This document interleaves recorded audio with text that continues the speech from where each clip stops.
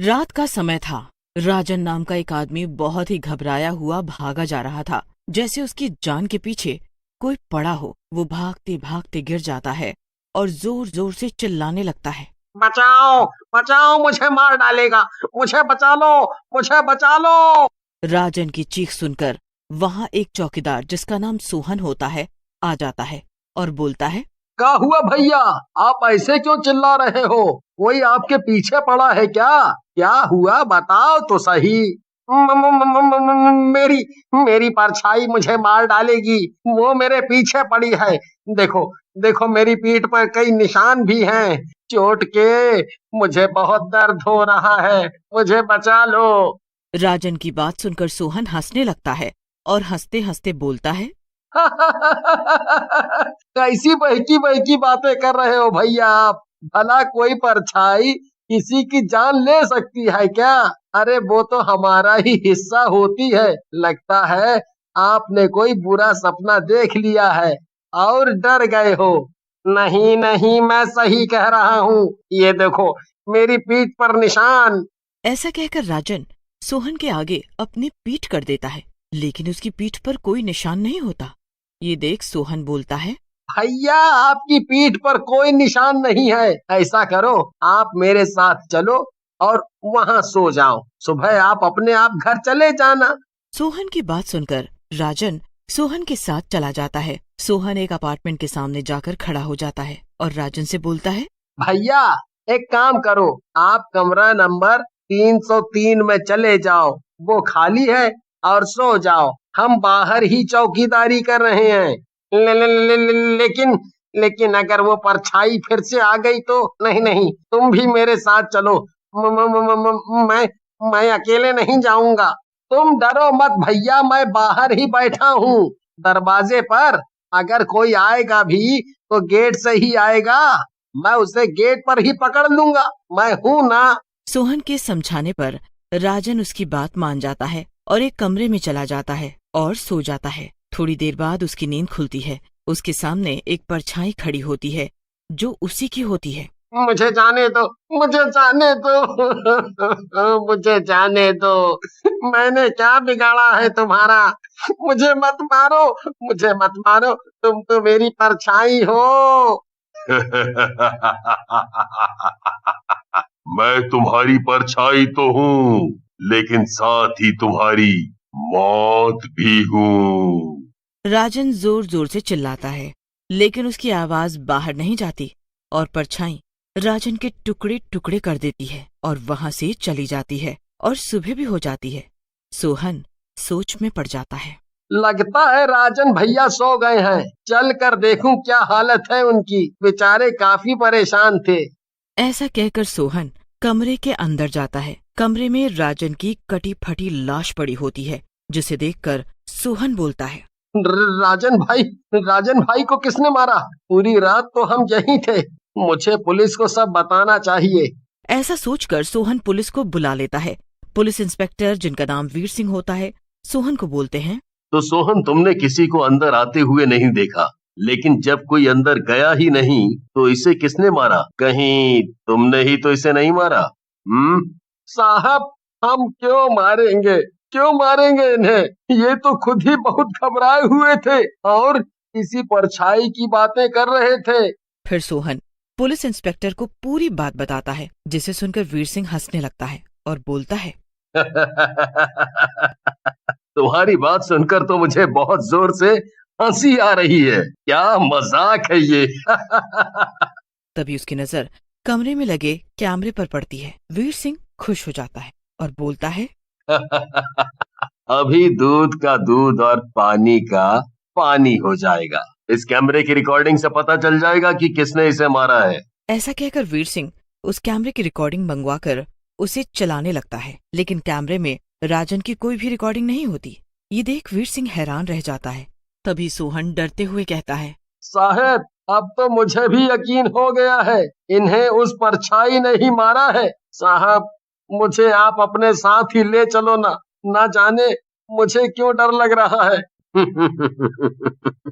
तुम तो वैसे भी तब तक थाने में रहोगे जब तक राजन के असली कातिल का पता नहीं चल जाता। तुम अब हमारे साथ ही चलोगे। फिर वीर सिंह और सोहन पुलिस की गाड़ी में बैठकर थाने के अंदर चले जाते हैं। वीर सिंह सोहन को लॉकअप के अंदर ले जाकर बंद कर देता है। साहब साहब साहब, मुझे अकेला मत छोड़िए। वो परछाई अब मेरा पीछा कर रही है। वो गाड़ी के पीछे पीछे आ रही थी। सोहन, मुझसे पागलों वाली बातें मत करो। मेरा मूड वैसे ही खराब है। चुपचाप बैठे रहो। ये पुलिस स्टेशन है, यहाँ बड़े बड़े भूत भाग जाते हैं, समझे? ऐसा कहकर वीर सिंह वहाँ से चला जाता है। रात होते ही सोहन सोने लग जाता है, लेकिन तभी आधी रात को उसकी नींद खुलती है। उसकी परछाई उसके सामने हंस रही थी। तुम तो मेरी परछाई हो। भला मुझे क्यों मारना चाह रही हो? तूने मेरे शिकार को बचाना चाहा, इसीलिए अब तू मरेगा। ऐसा कहकर परछाई सोहन की तरफ बढ़ती है। सोहन जोर जोर से चिल्लाने लगता है, लेकिन सोहन की आवाज बाहर नहीं जाती है। तेरी आवाज बाहर नहीं जाएगी, कितना भी चिल्ला तू। आज तेरी मौत पक्की है। फिर वीर सिंह वहाँ से अपने घर चला जाता है और अपनी पत्नी सुजाता, जो कि एक वैज्ञानिक होती है, उसे सारी बात बताता है, जिसे सुनकर सुजाता वीर सिंह से बोलती है, मुझे ये सब किसी आत्मा या चुड़ैल का किया धरा लगता है। नहीं तो कातिल कोई भी हो, कैमरे में तो जरूर आता ना। सुजाता की बात सुनकर वीर सिंह हंसने लगता है और बोलता है, क्या कहा? चुड़ैल या आत्मा? तुम साइंटिस्ट होकर अंधविश्वास की बातें कर रही हो। मुझे तुम पर हंसी आ रही है। देखो, ये हंसने की बात नहीं है वीर। जैसे भगवान है इस दुनिया में, वैसे ही शैतान भी है, समझे? चलो, अभी मुझे ऑफिस जाना है कुछ काम से। ऐसा कहकर सुजाता वहाँ से चली जाती है। वीर भी अपने कमरे में बैठकर टीवी देखने लगता है। तभी उसे लगता है जैसे कोई उसे घूर रहा है। वीर सिंह पीछे घूमता है, लेकिन उसे कोई नहीं दिखता। मुझे ऐसा क्यों लग रहा है कोई मुझे घूर रहा है? हो सकता है ये मेरा वहम हो। ऐसा कहकर वीर सिंह फिर से टीवी देखने लगता है, लेकिन तभी उसे फिर से वैसा ही महसूस होता है। वीर सिंह थोड़ा घबरा जाता है, लेकिन संभलते हुए बोलता है, कौन है? सामने आओ, कौन घूर रहा है मुझे? वीर सिंह की बात सुनकर एक काली परछाई बाहर आती है। परछाई को देखकर वीर सिंह हैरान रह जाता है और बोलता है, अरे, ये तो मेरी परछाई है, लेकिन ये मुझसे अलग क्यों है? वीर सिंह की बात सुनकर परछाई हंसने लगती है और बोलती है, सही पहचाना तूने वीर सिंह, मैं तेरी ही परछाई हूँ। लेकिन अब मैं तेरे साथ नहीं चलूंगी, बल्कि तेरी मौत बनूंगी। परछाई की बात सुनकर वीर सिंह भी डर जाता है और बोलता है, क्या बोल रही हो तुम? मेरी मौत? मैंने क्या बिगाड़ा है तुम्हारा? लेकिन परछाई वीर सिंह की बात नहीं सुनती और वीर सिंह को मारने के लिए आगे बढ़ती है। तभी वीर सिंह की पत्नी सुजाता वहाँ आ जाती है। उसके साथ एक तांत्रिक बाबा भी होते हैं। सुजाता परछाई से बोलती है, रुक जा दुष्ट, मेरे पति को छूने से पहले तुझे हमसे जीतना होगा। मैं तो परछाई हूँ, आज तेरी बारी, कल किसी और की। अगर तू पहले मरना चाहती है तो ऐसा ही सही। आधी रात का समय था। पाकिस्तान के लाहौर शहर से सटे हुए एक गांव की सड़क पर तारा सिंह नाम का एक आदमी उस बाइक को दौड़ाए जा रहा था। उस बाइक के पीछे पाकिस्तान की लड़की सकीना बैठी हुई थी। तारा सिंह पाकिस्तान से सकीना को भगाकर इंडिया जा रहा होता है। वो पाकिस्तानी आर्मी को चकमा देकर पाकिस्तान के बॉर्डर से इंडिया जा रहे होते हैं। सकीना तारा सिंह से बोलती है, तारा, हम इंडिया पहुंच तो जाएंगे ना? तुम पाकिस्तानी सेना को नहीं जानते तारा। घबराओ मत सकीना, मेरे होते हुए तुम्हें कोई हाथ भी नहीं लगा सकता सकीना। मैं तुम्हें यहाँ से जरूर ले जाऊंगा। लेकिन तारा, उनके पास बहुत सारे हथियार हैं और तुम निहत्थे, तुम उनका मुकाबला कैसे करोगे? तुम्हारी ये बात तो सही है। हम बॉर्डर पे पहुँचने वाले हैं। वहाँ मेरा दोस्त कुलजीत हमारा इंतजार कर रहा है, वो हमें बॉर्डर पार कराएगा। अब कुछ देर बाद तारा सकीना को लेकर बॉर्डर पार पहुँच गया। तारा अपनी बाइक खड़ी करके सकीना को लेकर झाड़ियों में छुप गया। तारा, तुम तो कह रहे थे कि तुम्हारा दोस्त यहाँ पर तुम्हारा इंतजार कर रहा होगा, पर यहाँ तो कोई भी नहीं दिख रहा मुझे। ओए, उससे तो यही होना चाहिए था। अब तो मुझे उसकी चिंता होने लगी है। अब तो तारा सुबह भी होने वाली है, फिर हम बॉर्डर पार कैसे करेंगे तारा? तभी पाकिस्तानी सैनिक तारा सकीना को देखकर चिल्लाने लगता है। वो देखो सैनिकों, वहाँ झाड़ियों में एक लड़का और लड़की छुपे हुए हैं। कुछ देर में पाकिस्तानी 3 सैनिकों ने तारा और सकीना को बांध दिया और एक सैनिक तारा को बुरी तरीके से मारने लगा और तारा बेहोश हो गया। तारा को जब होश आया तो उसके सामने एक जर्नल 2 सैनिकों के साथ एक चेयर पर बैठा हुआ था। तुम्हारी इतनी हिम्मत, तुम फिर आ गए पाकिस्तान में हैंडपंप उखाड़ने। ओए, सकीना कहाँ है? अफसोस तारा, तुम ये कभी नहीं जान पाओगे। इतना कहकर जर्नल तारा को पिस्तौल दिखाकर डराने की कोशिश करने लगता है और जंगल से अजीब अजीब सी आवाजें आने शुरू हो जाती हैं। सैनिक, ये आवाज किस चीज की है? जर्नल, हमें तो पता नहीं ये आवाजें किस चीज की हैं, मैंने तो पहली बार सुनी है।